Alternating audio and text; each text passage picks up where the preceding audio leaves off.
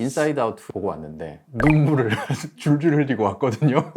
주변 보니까 이제 대부분의 어른들이 눈물을 흘리고 있더라고요. 영화에 대해서 간략하게 이제 설명을 드리면, 라일이라는 이 주인공 친구가 사춘기 소녀가 되죠. 그러면서 새로운 감정 친구들이 들어와요.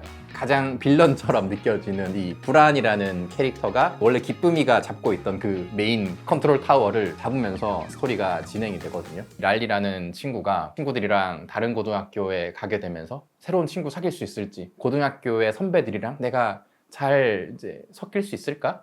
그런 불안감을 느끼면서 그 무리에 끼기 위해 가지고 알지도 못하는 얘기에 막 공감하고 웃고, 괜히 내 걸음걸이나 이상하지 않을까 그런 의식을 하면서 굉장히 불안한 이제 시기를 보내는데 되게 많이 공감이 되긴 하더라고요. 사춘기 때를 돌이켜보면 굉장히 이제 소심해가지고 친구들 사귈 수 있을까? 선생님들한테 말은 어떻게 해야지? 공부는 잘할 수 있을까? 대학은 잘 갈 수 있을까? 근데 대학 와서도 대학 졸업하면 밥벌이는 할 수 있을까? 내 앞가림 문제 할 수 있을까?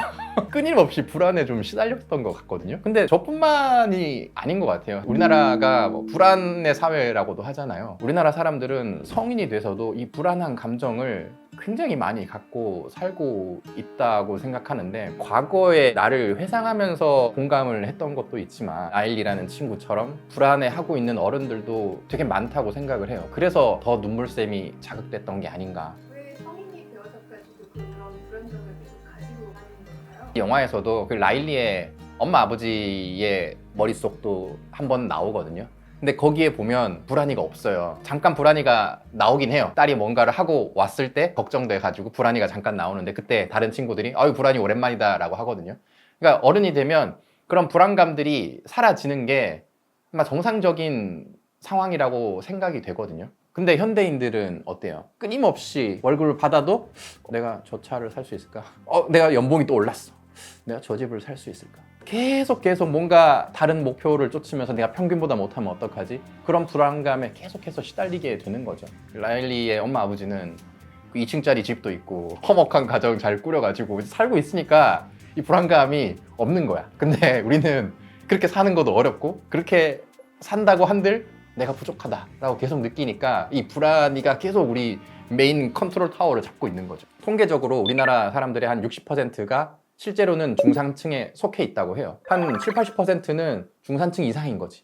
근데 그 사람들한테 물어보면 나는 중산층보다 밑에 있다. 실제 자기 상황보다 다 못하다고 생각하고, 그래서 어떻게든 평균을 맞추기 위해서 계속 불안감 속에 살고 있는 거죠. 라일리도 이제 영화 안에서 불안해하는 포인트를 보면, 새로운 고등학교에 들어가서 이 선배들의 그룹에 속할 수 있을 것인가, 코치 눈에 잘 보여가지고 하키 선수로 선발될 수 있을 것인가, 그런 불안감에 떨고 있는데, 우리 현대인들도 평균의 그룹에 내가 못 들어가면 어떡하나? 원하는 걸 내가 성취를 못하면 어떡하냐? 이런 불안감에 계속 빠져서 살고 있는 거거든요. 불안이라는 감정이 우리 일상을 거의 그냥 매 순간 지배를 하고 있는 게 아닌가. 불안은 끊임없이 미래에 대한 걱정을 하는 거거든요. 미래의 걱정들 때문에 현재를 어떻게 보면 좀 포기하고 희생하는 것에 가까워요. 근데 그런 불안에 빠져서 살게 되면 어떻게 되느냐, 이 불안이는 뇌의 그 모든 에너지를 동원해서 여러 가지 시뮬레이션을 돌려보고 그걸 계획하고 준비하느라 다른 감정들은 제대로 느끼지도 못하게 하고 계속 미래를 살게 만들거든요.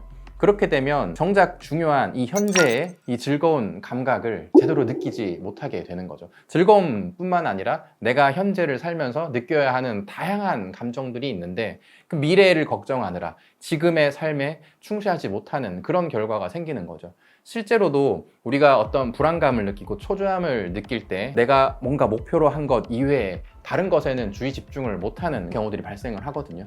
그러니까 불안이 내 몸을 지배하고 있으면 다른 일상들을 제대로 경험을 못하게 되는 겁니다. 우리 현대인들의 불안은 쉽게 없어지지 않아요. 왜냐하면 과거의 이제 고성장 시대를 생각을 해보면 내가 불안감을 갖고 막 열심히 일을 했어. 그때는 그 성과도 크고 그 성과를 통해서 내가 이룰 수 있는 것도 많이 있었기 때문에 불안감이 많이 해소가 됐을지 모르겠지만, 요즘 시대는 어때요? 굉장히 저성장 시대죠. 옛날에는 서울에 있는 대학만 가도 좋은 직장 취직했겠지만 지금은 석사 박사 돼도 직장을 걱정하는 시대지 않습니까? 영화에서도 보면 수많은 그 시뮬레이션을 돌리면서 계획은 했으나 생각대로 일이 처리가 되지 않았거든요. 그래서 폭주를 하면서 엉망이 됩니다. 그 현실도 마찬가지일 거거든요. 불안한 상황에서 계속 현재를 희생해가면서 준비를 했음에도 불구하고 내가 원하는 것을 이루지 못하는 현대인들이 굉장히 많을 거고, 그럴 때 우리는 정말 무기력한 감각, 공허한 감각, 우울한 감각들에 빠져서 살게 되는 거죠. 영화에서도 나오는 것처럼 우리의 그런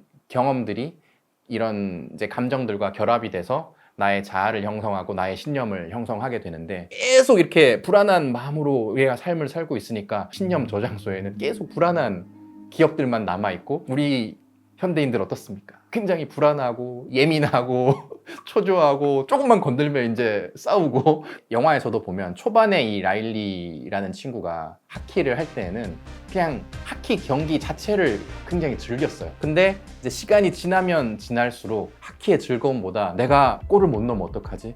내가 코치한테 좋은 평가를 못 받으면 어떡하지? 내가 이 그룹에 못 들어가면 어떡하지? 하키 선수로 선발이 안 되면 어떡하지? 이런 불안감 때문에 하키를 즐기는 모습 자체가 안 보이거든요. 부정한 짓을 저지르기도 하고, 게임을 할 때 같은 편에 공을 뺏어가지고 내가 득점을 하기 위해서 그런 행동도 보이기도 하는데, 마지막 장면에 가면 어떤 계기를 통해서 다시 이제 좀 회복을 해서 하키를 즐겁게 이제 치는 장면으로 마무리가 되는데, 우리를 붙잡고 있는 그 불안이라는 감정을 좀 내려놔야 되지 않나. 우리가 하는 걱정들의 한 80, 90%는 실제로 일어나지도 않을 일이고, 실제 일어난다고 하더라도 우리가 생각하는 것보다 나쁜 상황이 발현되지 않는다고 해요. 그런 고민들을 좀 내려놓고 편안한 마음으로 현재에 좀 집중을 한다면 훨씬 더 삶이 풍요로워지지 않을까. 계속 미래 때문에 현재를 미뤄두게 되면 나중에 돌이켜봤을 때 내가 제대로 살지 못했던 그런 시간들로 남아있을 거잖아요. 인생의 공허감, 허무함, 내 인생을 낭비했다는 경험,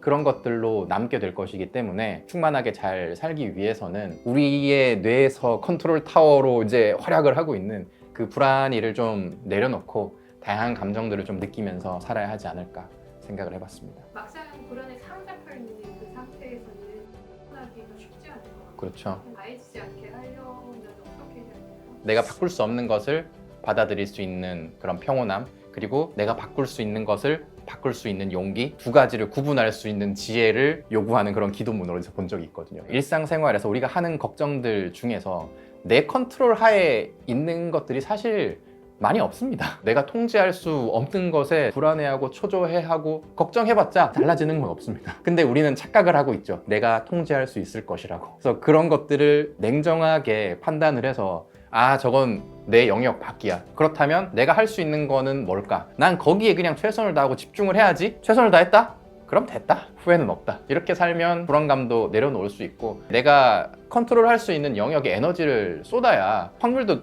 훨씬 더 높아지지 않겠어요? 내일 날씨 좋으라고 내가 기도한다고 날씨가 바뀝니까? 차라리 우산을 준비하는 게 낫지. 내가 할 수 있는 것에만 집중을 하면 내가 경험하는 이 현실에 정말 치열하게 100%또 몰입할 수 있게 되는 힘이지 않나라는 생각을 해봅니다. 불안이를 내려놓고 기쁨이를 이제 메인에 올려놓고 우리 일상을 감각하면서 삽시다. 그래야 삶이 충만해질 수 있습니다. 충만한 삶이 뭔지 궁금하시면 이 강연 콘서트 영상을 보시고, 혹시 이 영화를 보시고 여러분들이 느꼈던 바가 있으시면 댓글로 남겨주시면 감사하겠습니다.